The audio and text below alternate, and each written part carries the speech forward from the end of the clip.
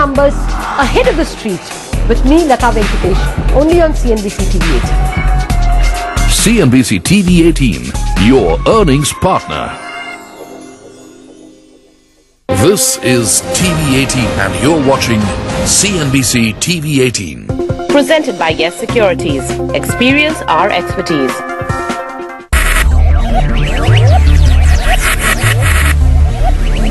Focus. Ideate. Innovate. Enable.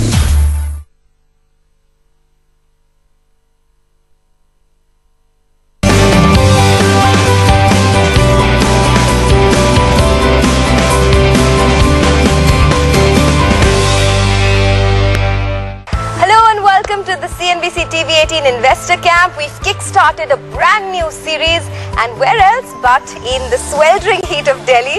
Anuj, this is your home turf. You know a lot about Delhi. You have great memories. I haven't lived much in Delhi, but we have a great audience lined up today. Oh yes, I think at last count, I think 400 people turned up for the Investor Camp. This is the new season, Sonia. I'll tell you something. Our very first Investor Camp was in Delhi 2003. It's nice. It's poetic that this new season is starting in Delhi, and home turf. And great to have so much audience here, and the sense you get is that this audience is hungry for stocks. This audience has made money in stock markets. This audience has invested at lower levels, and that's why all of them are so happy. And that's something that clearly came across from the audience participation, from the talk that we had with the audience. Oh yes, indeed. And the audience seems to be very excited by not just the micros in terms of individual stocks, but the macro setup as well, with the way the government is shaping up, the monsoons and all the positive factors. So let's not waste any time, and let's go and listen in to our first speaker of the day, UR Bhatt of Dalton Capital. Best case scenario is probably already in the price, because we had a 20% run since February. This is based on GST happening. This is based on FII flows continuing and the economy turning around dramatically. But whenever GST happens, I think positive sentiment can take the market much further from here. That is a possibility. But with very little global support, global growth is at near all-time lows. Domestic plays are the ones probably which we should be concentrating on, because export-led growth is probably not likely to happen in the near future. So therefore, economic recovery efforts are going to be mostly domestic-based industries. So therefore, we need to select stocks which are consumer-facing, which are domestic economy-oriented, and that is where you have seen probably reasonably good returns over the last few months. Consumer staples, industrials, energy, healthcare, financials, non-public sector bank financials, I think they have done very well. But more important than anything, I think there will be huge bouts of volatility. So therefore, we should keep our powder dry, keep some money on the side to profit from huge bearishness suddenly that you will see sometime on the way. And it is a good idea, if you're not full-time into stock market investing, to concentrate on sector leaders or the ones who are likely to challenge the sector leaders. In the sectors where you think there is likely to be more growth. Or otherwise, if you really don't have too much time to invest in the market, then invest in large cap equity funds, pursue your other interests. That is what I think one needs to do. One need not worry every day about the news flow, about what is likely to happen when the market is going up by 10 points or 20 points, because that is the sort of movement we have been seeing for quite some time now. So therefore, I think one need not be terribly worried about this. Stick to sector leaders or those who are about to challenge the sector leadership, and continue with that, because finally, is a long-term investor has always made money. Is a short-term investor or the speculator who has lost money, that is certainly a zero-sum game. But long-term investing is not a zero-sum game. So it's quite likely that long-term investing will give you good returns, because quite a few among us are the ones who have bought stocks based on tips for a short-term investment. It did not work out, so therefore we are long-term investors. This is the story of most of us. But let us not do that. We will stick to sector leaders and the ones who are challengers to the sector leaders, and continue to do well. Well, that was UR Bhatt with a fundamental view on the market, but technicals play an important part. After the break, we'll have Ashwini Gujral, someone you see on the channel daily, with his presentation on how to approach stocks from here on. The global situation may not really support a lot of exports in India, because exports have been degrowing for the last almost 2 years now. So therefore, what we should really be looking at is domestic economy, consumer facing, industry facing sort of sectors, and that's where I thought that things like FMCG, things like oil and gas, industrials, pharmaceuticals, and non-PSU bank financials, these are the ones that I think we should be investing in as of now. So what the 20-day moving average does is it keeps you within the trend. It tends to point out when trends are changing, and it gives you a very nice idea of where your stock is with respect to the ongoing trend.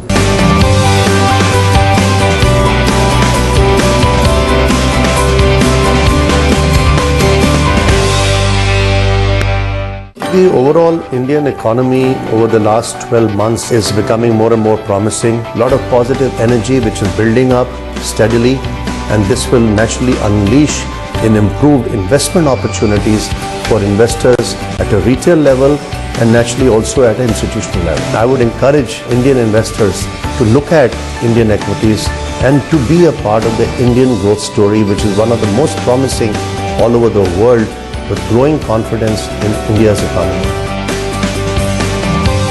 Yes Securities presents CNBC TV 18's Investor Camp. Which companies will beat street expectations and make money for you this quarter?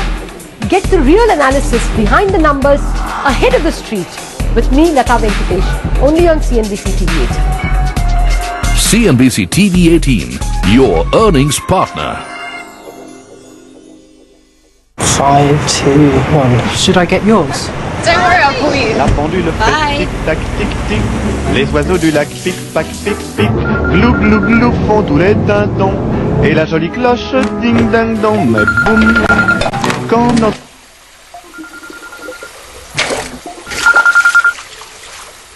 Hello? Hi. Yeah, it's me. How's it going? Boom. He's one of the most celebrated designers in the country. He's credited for making over Bollywood. 100 crore rupee business, multiple awards and over 1,000 movie assignments. Meet Manish Malhotra.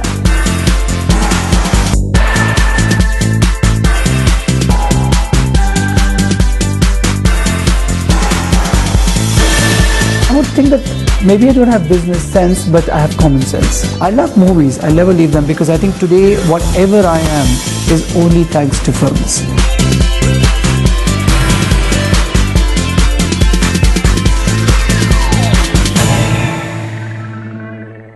Brought to you by Gulf. Pick up your ride.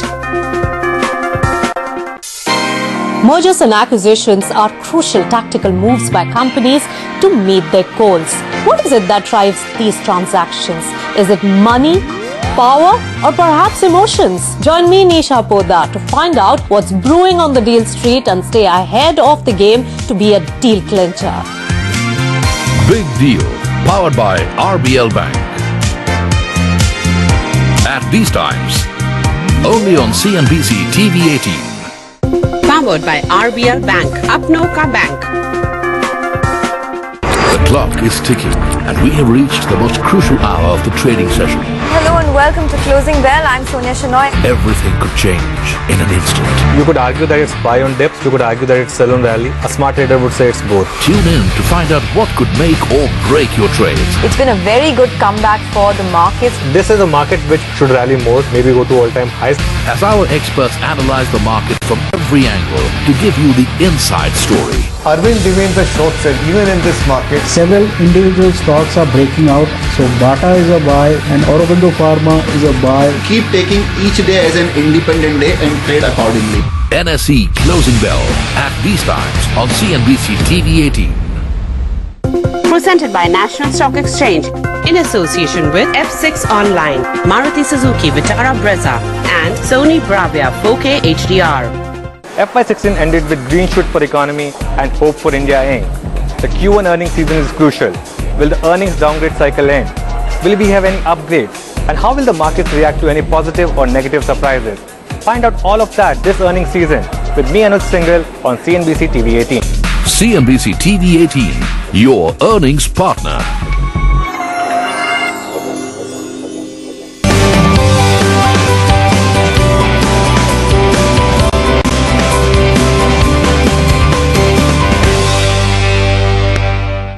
Welcome back. You're watching Investor Camp. Sonia and I are here in Delhi for a brand new season of Investor Camp, the first edition of the new season, and here we are in the capital city of Delhi. Well, you heard from Yuva Bhatt, but now the technical advice from Ashwini Gujral. What we are going to discuss today is not how to predict the market, but how to react to the market. Basically, you have all kinds of volatility, gap down, gap up. So what is that mean level which shows you the basic level of the market, the equilibrium zone? That is shown by the moving average. Basically, an inclined 20-day moving average provides you support. Now, why is an inclined 20-day moving average important? Because that gives me faith and confidence that the corrections will get bought. I mean, people will often, worry about buying dips. What if it dips to 7,000? Well, if my moving average is inclined, I have confidence that at some point, post a correction, the market will go up. And that faith I can only have if the moving average is inclined, because that means the market is in some sort of a trend. The most money is made by people who buy dips. It is not made by people who will buy on Monday morning.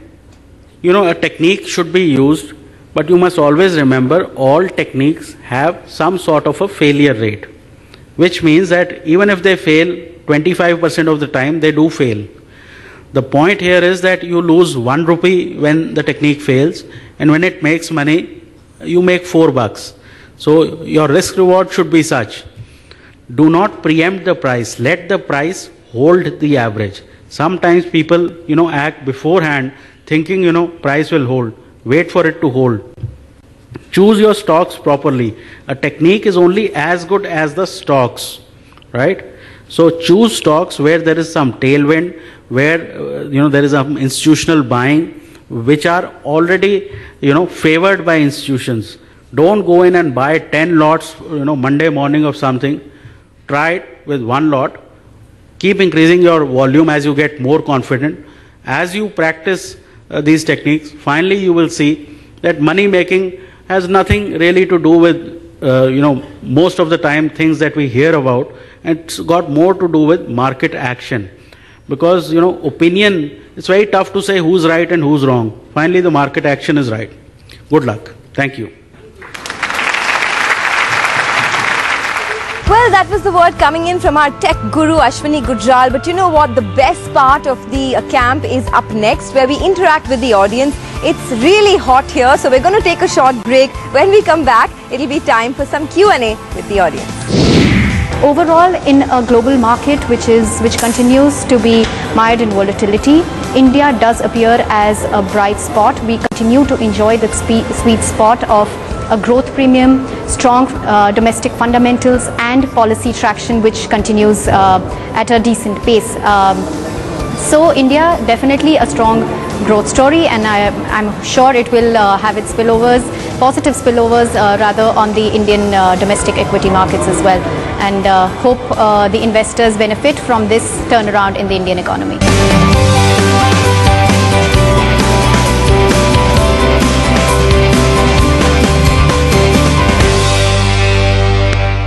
The overall Indian economy over the last 12 months is becoming more and more promising. A lot of positive energy which is building up steadily, and this will naturally unleash in improved investment opportunities for investors at a retail level and naturally also at an institutional level. I would encourage Indian investors to look at Indian equities and to be a part of the Indian growth story, which is one of the most promising all over the world, with growing confidence in India's economy. Yes Securities presents CNBC TV 18's Investor Camp.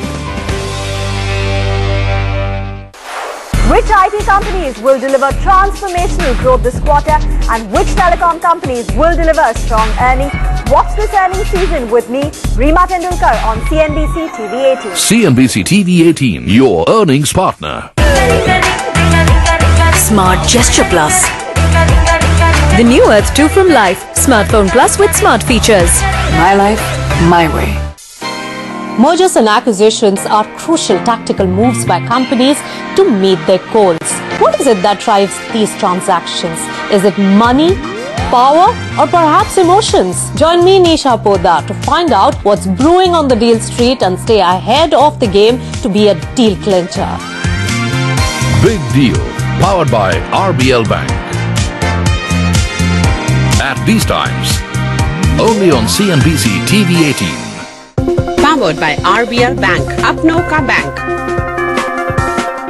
Razor sharp insights. Cloud is so disruptive to our IT models that it can completely force them to revisit every single assumption of theirs. Thought-provoking market ideas. If you are an investor who are fit, you will eventually end up making money. And the personality behind the fame. Music is the best way to break your daily routine. Find out how they unwind and know what makes them tick beyond the markets.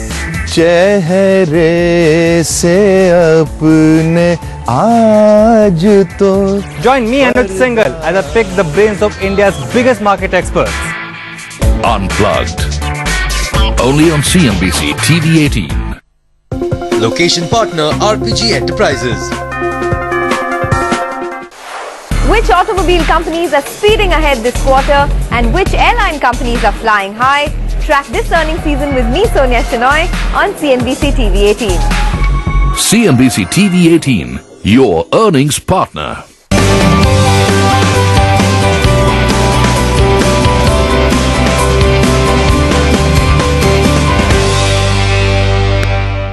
Hi guys, welcome back. You're still watching the CNBC TV 18 Investor Camp. This is our first show in the new season and we are very excited. We've kick-started in the capital city of Delhi and we heard from a lot of the fundamental and the technical speakers. But what about the economy? Because that's what's improving. Let's listen into our third speaker from Yes Securities on what's really making this economy tick, and then we have the Q&A with the audience. India enjoys a growth premium vis-a-vis the rest of the world, and this growth premium is only likely to improve going forward in 2016 as we improve our GDP growth, whereas the rest of the world either probably stagnates or probably moves lower as far as the rate of growth is concerned. But India's recovery so far has not been broad-based. It has been patchy and uneven at best. And this recovery in the services is actually reflective on the expenditure side of GDP, that is on the consumption and largely urban consumption. So we have seen lead indicators of urban consumption, credit card disbursements, personal loans, which have been growing at a very healthy clip. In this scenario of consumption, urban consumption doing well, we expect consumption impetus to broaden here on. Two key triggers, one especially being that of the monsoon. With monsoon expected to come in at an above normal level, we expect it will have positive externalities for agriculture output, rural incomes and rural demand, which should support rural demand. In fact, rural demand in anticipation of a good monsoon is already showing some nascent signs of revival. Early indicators of two-wheeler sales and tractor sales are already looking up. And the second trigger to consumption will come from the 7th Pay Commission, which is expected to come out in the month of July. The arrears will be from Jan to June. But almost a stimulus close to 80,000 odd crores will be paid out as soon as by the end of this month. And this will also have positive implications for urban demand. However, consumption, as I pointed out, both urban and rural have potential given the two triggers that I just spoke about, that is monsoon and the 7th Pay Commission. However, investment, on the other hand, continues to remain on a weaker footing. So we have seen spurts in consumption, investment-related indicators such as core infrastructure. Cement has been in spurts doing well. But overall, a recovery in investment continues to remain missing. In fact, this percentage of stalled projects in the economy continues to remain high, and also the newer projects coming on board is coming at a very tepid pace. So overall, we expect growth this year to clock close to 8.1%, which is an improvement over last year, which will largely be consumption driven.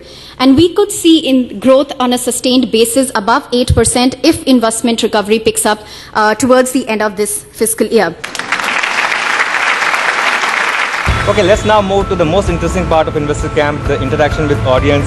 And this was a really intelligent audience that we had, Sonia, and this was a fun interaction that we had with them. All these investment companies in India, they command a market price of roughly about 20% to the NAV or their intrinsic value. The perception is the promoters have a say there and they can do anything they like. But it is true for the manufacturing companies as well. since the promoters are in the comfort zone there as well.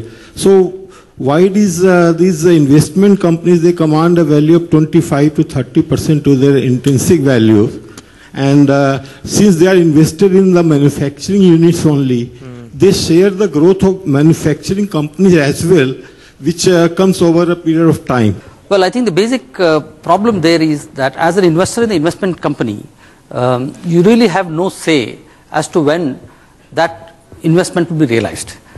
In the case of, say, for example, a manufacturing company, you will see the growth in earnings and it will get reflected in the price and you can exit any time. But in the case of an investment company, it is only the promoter who will decide what to do, and you are only going to get, if at all, a dividend. The dividend that flows into the investment company, only that you will get. You have absolutely no chance of realizing that investment any time. In any other company, there is always a possibility of some takeover, someone else coming and giving you better value, some private equity investment coming at a much higher valuation. In the case of an investment company, since that is the tool he uses to control the company, it is very unlikely that the promoter is going to disinvest. So therefore, what you are going to get is only a dividend. There is hardly any say that you have in terms of realizing the potential of that company. So therefore, I think it generally is at a discount. On the TV channel, we see buy now, sell tomorrow, buy evening, sell in the morning. Why do you promote this short-term buying and selling when equity investment is for the long term? There are two types of people, right? There's an investor and there's a trader. So we cater to both those audiences. But you know what? I'm going to ask Ashwini to answer that question because he generally gives a lot of buy and sell calls. Ashwini? See, there is something for everybody. Long-term investors, in my opinion, they lose 90% of their money. Traders probably lose what their stop loss is. So, long-term investing can only be done at certain points in time, like at 7,000 on the Nifty. You can't be a long-term investor every day. Similarly, trading you can do any day. Every couple of hours you can be a trader. So those are two different things. You don't need to promote trading. Already 95% of our market is the trading market. We have been hearing about NPAs in banking industry. Every time we have this NPAs popping up. And government is doing all the bailout, giving all the bailouts to the public sector banks. But still, that problem has not been solved. It is still there in the bank. So my question is, till what time we should be away from this industry, banking sector, so that this NPS goes down and we make profit? Because every time we start to get in, this NPS comes up and it stops us to going to this industry. Okay. So what is your view on this NPS thing? Here, the basic problem was that when the government started opening up infrastructure to the private sector, a lot of private sector entrepreneurs started investing in infrastructure. And there was no follow-up because either there was not enough demand or there was problem about raw materials, problem about finished products. So therefore, these infrastructure projects, whether it is road or port or whatever, they all got stuck at some stage or the other. There are also road projects where the increase in traffic was not as much as was initially expected. So these are assets which have been created. And finally, we have to really see that in these infrastructure assets, the promoter's contribution is probably 1/5. The rest of the 80% is through public sector banks. So therefore, these are national assets. So you cannot just forget about them, write them off, and start business as usual. It is national asset because 80% is depositors' money. So therefore, we need to ensure that these are revived. So the government is taking various steps to revive this. But in the meantime, we have a system in banking where if interest or installment doesn't come for 90 days, you have to classify it as NPA. That is what has happened. It is not that these are all total losses. They will be probably recovered, may not be in full, but at least in part over time. But as of now, banks have been forced to disclose this, but I don't know whether there is an end game in sight. So now as a result, banks have huge NPAs, they hardly have any capital to grow. So therefore, the whole growth opportunity in banking is given to the private sector, virtually handed over on a platter to a private sector. So something needs to be done in terms of the end game. Either they should be capitalized or they should be allowed to go the MTNL way. So, but in due course, these monies will be recovered because these projects are not dead losses. So therefore, I think over time things will happen, but it may not happen in a great hurry, probably in the next 1 or 2 quarters. It will take time because right now the NPAs have been recognized. They have to be provided for. There is a methodology by which you have to provide for it. Right now it has been provided for to the extent of probably 15-20%. 100% needs to be provided if there is no revival. But our hope is that it will be revived over time. The consumption story driven by the pay commission effect, will it not be more playing out in the medium to long term rather than immediate short term? Because this is, in my view, a very there would be the disposable income which will be there in the middle to upper middle class. It would be a game changer, disposable income available for investing in markets. And also the corporate earnings of companies who will benefit by this. There will be some lag effect rather than immediate effect which will come in. You want to take that? Sure. So the impact of pay commission, as we understand, is going to come in 2 tranches. The government has already announced the hike in pays and pensions, which will come on board as early as July. And the second half of it, which is in the form of allowances, will probably come after December when the committee submits its report. As of now, the pays and the pension hikes accumulate to, as I pointed out, about 80,000 odd crores, which will be given out in the hands of, as you rightly mentioned, the probably the middle class or the urban, the government employees segment. This money directly comes in the hands of the individuals, and it means a higher disposable income, which should have an impact in the very immediate next 2, 3, 4 months as far as consumption is concerned. So to give you an example, we were meeting a consumer electronics company, and this is before the pay commission was actually announced the decision. They were really worried what would be the timing of the pay commission, because Diwali and the run up in the festivity around September, October happens to clock almost 50 to 70% of the sales during that time, and they were very jittery about if the pay commission comes after that, so the kind of benefit the pay commission would have would probably be much more muted. So now when the pay commission has actually come on board before the festive related seasonal pickup in demand, it is actually being seen as a very positive move, because it will only add on to that festive related demand, and the impact is likely to be short term and very immediate as far as consumption is concerned. Rightly pointed out, the impact on companies would probably come with a lag of a couple of quarters. Obviously the sales, the production has to go up, the sales have to see that concomitant rise in the run up to the festive demand, and thereafter, and only then will it get reflected in their numbers and the financial health. So obviously the impact on companies will be lagged, but the rise in disposable incomes will be almost immediate. Well, with that, it is curtains down on another successful event here at the Taj Palace in New Delhi, where we completed the first episode of our new season. But don't go anywhere. We'll be back very soon in a new city with the CNBC TV 18 Investor Camp. And Stay that new tuned. city is Ahmedabad, again one of our favorite cities, and again one city where we have had tremendous interest in Investor Camp over the last 2 years.